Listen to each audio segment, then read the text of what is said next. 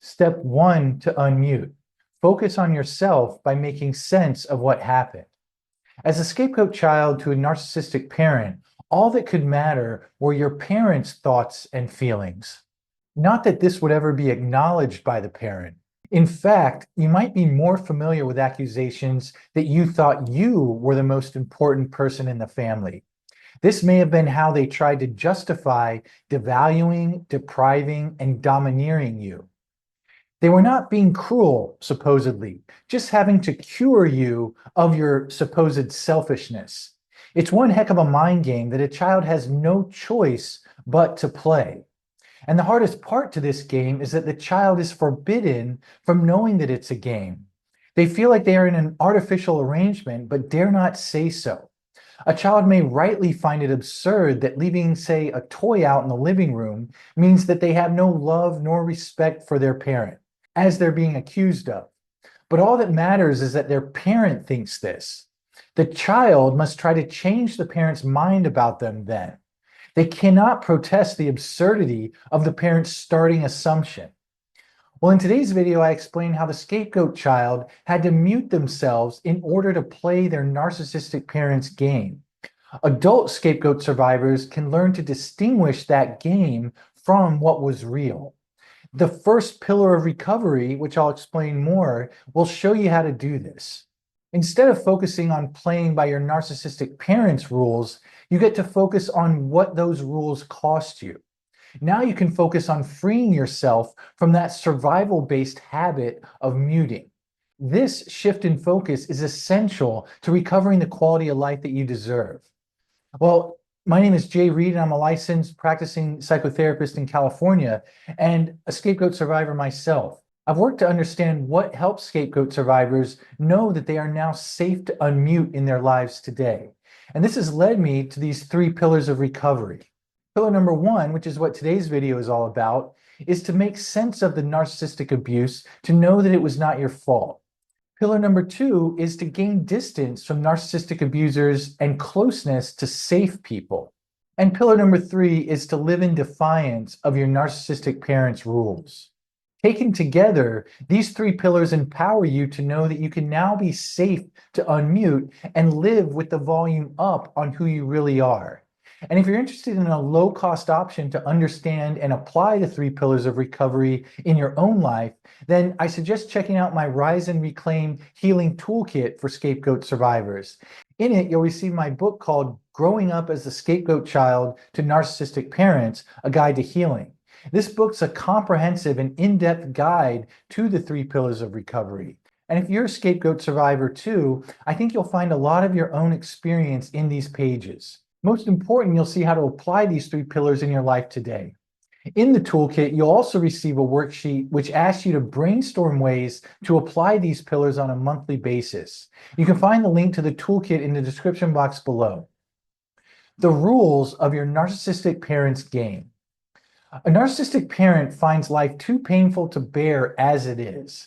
They're only okay when they feel superior to others. And so, as we all know, it's impossible for human beings, if they're being honest, to be superior in all domains at all times. So, the narcissistic parent is destined to feel worse than okay much more often than they want. They cope by exchanging reality for a fictional game where they are always superior and someone else is always inferior. They play this game with people over whom they have the most authority, and their scapegoat child is a frequent victim. Scapegoat children must play the same game as the parent. They have no other way to know that they exist. Children learn they exist based on how they're responded to. Their parents' responses matter most when the child is young. And if that parent is narcissistic, then the responses they offer the child are premised on that child's supposed inferiority. Hypothetically speaking, if a scapegoat child were to insist on their self-worth, then their parent would not know how to respond to them. And hence, the child would be nobody to no one. They would not know if they exist. It's far better to be an inferior person to their superior parent. And there are only 3 rules to this game. First, believe you have less value than your parent. A narcissistic parent rids themselves of feeling inferior by devaluing the scapegoat child. Their consciousness is occupied with the child's supposed inferiority instead of their own. In fact, the parent sees their own inferiority in their child via the unconscious process of projective identification. The parent sees their own shortcomings in their child, then act in ways that get that child to make this shortcoming their own. Let's say the parent feels worthless but can't stand it. Instead, they relocate these feelings by seeing them in their scapegoat child. Now it's the child who is worthless. Next, the parent devalues the child in overt and covert ways. They may doubt the child's abilities, claim the child is immature or irresponsible, or highlight the child's mistakes to other people. All of this is an artificial and damaging yet effective way for the parent to protect themselves from feeling worthless. It's what allows a narcissistic parent to exchange their uncomfortable reality for a more comfortable fiction. The scapegoat child learns to play by this rule by seeing themselves the way their parent wants them to see themselves. Now the child only sees what they are lacking when they look at themselves. They're not smart enough. They're not strong enough. They're not kind enough. They're forbidden from ever seeing themselves as enough. And in so doing, the child must mute any and all expressions of their own self-worth. Rule number 2, believe you deserve less than your parent. A narcissistic parent asserts their superiority by claiming they are owed more than others. This means they also deserve more than the scapegoat child. Such parents often enforce this rule by offending from the victim position. That is, they accuse the child of being selfish and demanding. Reality would say that this is an absurd claim. After all, they are the adult and you were the child. Children are unable to meet their own needs and depend on their parent for help in this regard. A narcissistic parent believes their child owes them more care than they owe the child.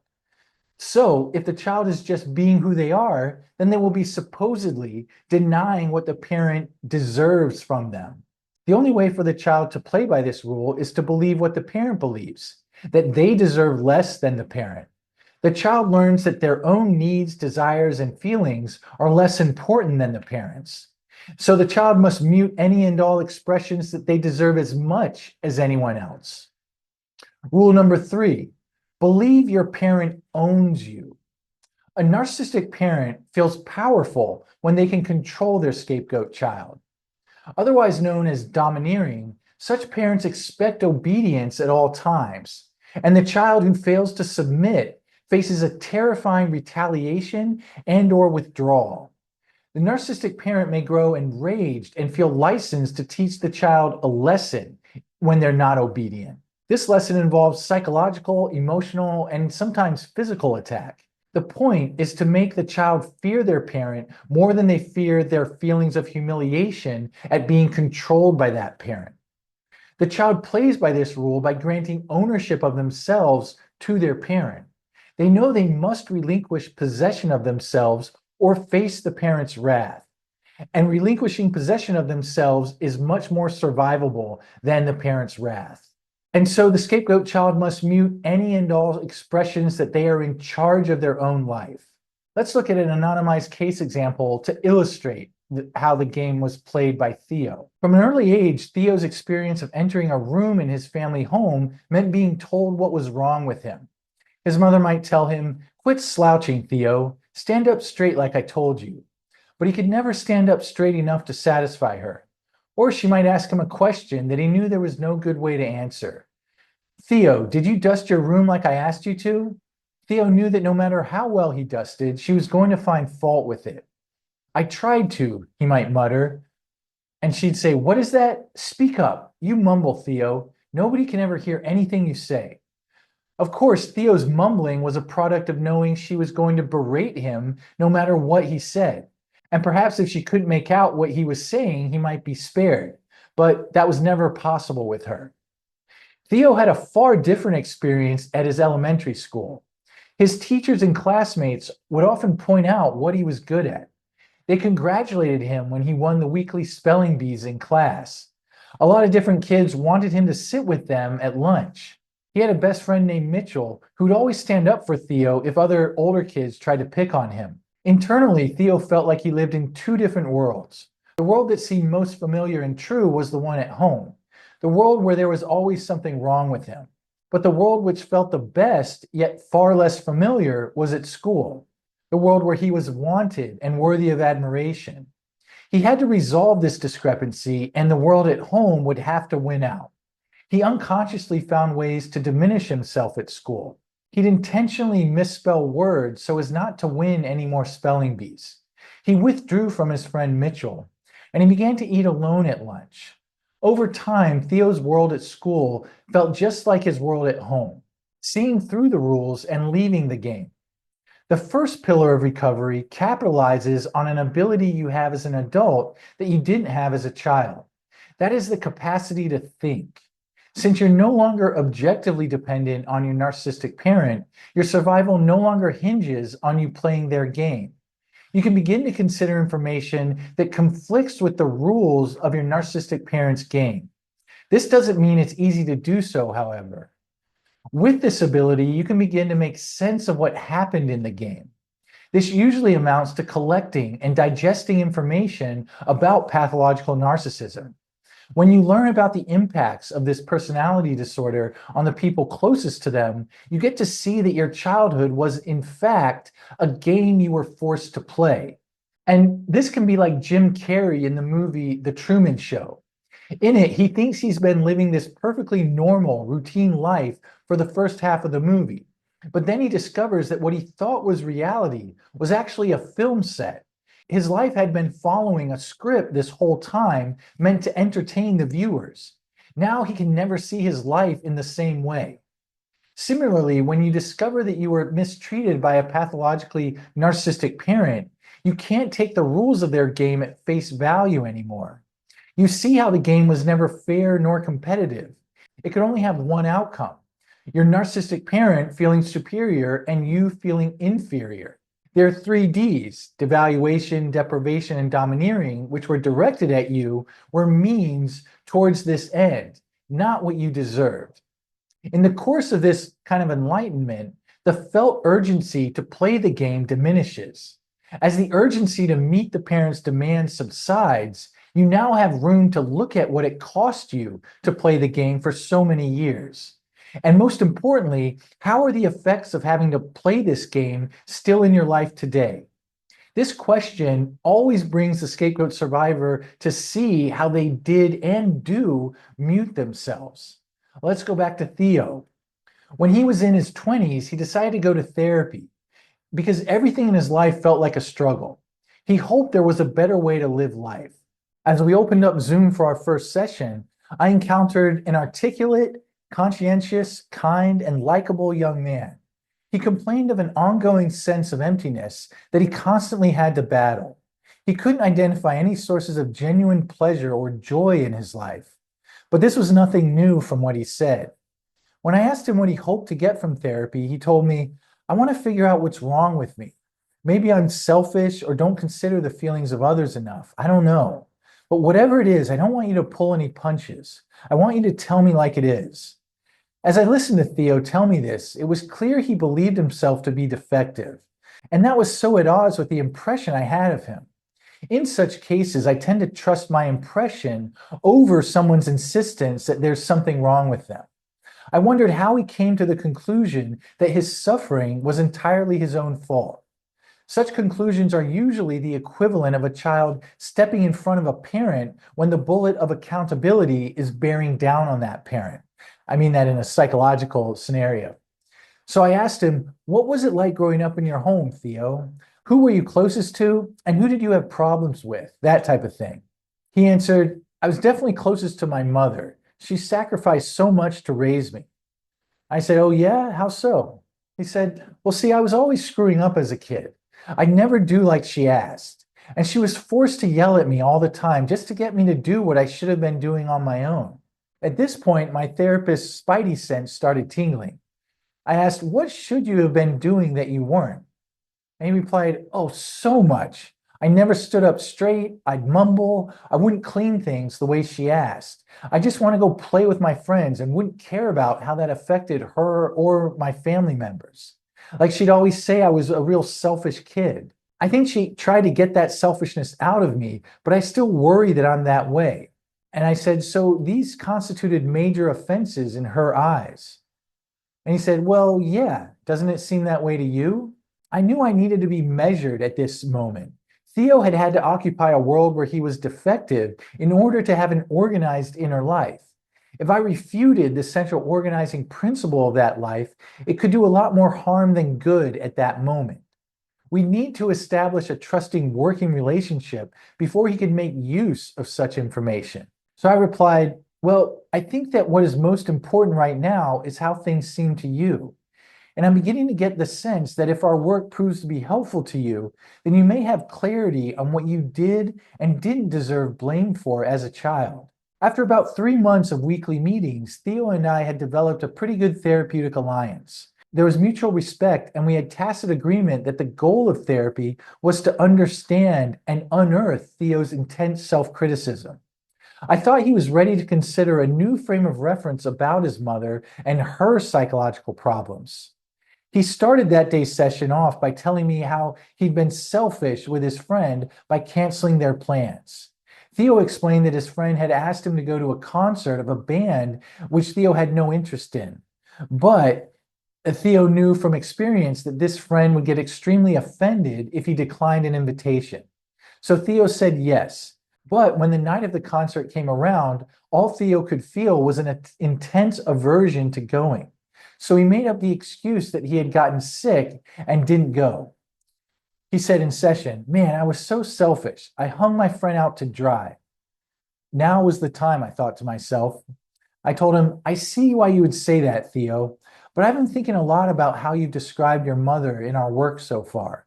And at every turn, you seem to have had to walk away with a conclusion that you're being selfish, lazy, or some other objectionable thing.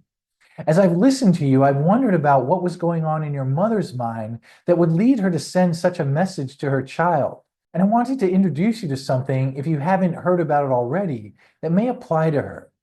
When someone is pathologically narcissistic, they elevate the importance of what they want and need over everyone else's needs. If someone else's needs conflict with theirs, then that person must be selfish because they are not acknowledging who is supposedly most important in the relationship. It seems to me that you were on the receiving end of such treatment throughout your childhood. Theo had a look of shock and some relief. My hope was that our emerging relationship could offer him an alternative to the relationship with his mother that I was calling into question. He said, I think I see what you mean. It's hard to fathom that I'm not as bad as she claimed, but I'd like to learn more. This led to us discussing the dynamics of narcissistic abuse and Theo's role as the family scapegoat. Outside of session, he began devouring information about pathological narcissism. He was well underway into the first pillar of recovery. He was making sense of what happened. Shifting focus to how you've muted. When you shift your attention from your narcissistic parent's game to how you feel muted, you are putting yourself back into the center of your own life. Your new priority is to free yourself from that survival-based habit of muting. Such freedom will likely feel lonely, disorienting, and scary at first. After all, it was what would have led to disaster had you tried to do this earlier in life. In addition, you were denied the appreciation, support, and independence necessary to safely live unmuted. That is, you didn't get the experiences of having your most important relationships enhanced when you unmute yourself. Living in an unmuted fashion was both forbidden and underdeveloped. And yet it can still happen later in life under the right conditions. And the 3 pillars of recovery describe those conditions. Let's go back to Theo. After some time spent learning about narcissism and how it reflected the way his mother treated him, Theo began to take inventory on how playing the scapegoat had affected him. Together, we understood how he had to mute himself first and foremost. He wouldn't have been able to think he was bad and defective unless he silenced what he thought of himself. He said, I've always felt like I have to hold myself back, like I have a muzzle on that I don't know how to get off. I want to speak freely, but it just feels so terrifying to do so right now. Like if I told my friend outright that I didn't want to go to that concert with him, it feels like I'd be walking off a ledge and into a never-ending abyss. A crucial shift was taking place in our work. Theo was focusing more on the costs he suffers today from the abuse he endured in childhood. This stood in contrast to focusing on his mother's narcissism. Although that focus was absolutely necessary to come to this point, he was now ready to put himself in the center of his focus. 2 challenges and what you can do. Well, 2 major challenges may emerge in implementing the first pillar of recovery. Number 1, freedom to think is not equal to freedom to be at first.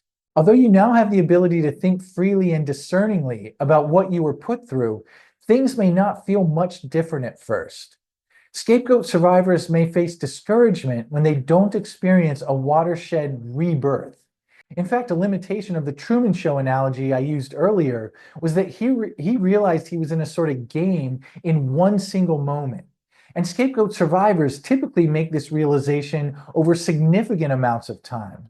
You may think to yourself, I'm an adult. I know what I think and believe today, and I see how I never deserved my parents' devaluation, deprivation, and their domineering treatment.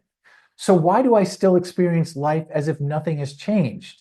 This is a very important question. The answer is that too much has gone into meeting the demands your environment placed on you earlier in life for things to feel differently fast. In fact, the expectation that you see the light may grow discouraging when it doesn't happen.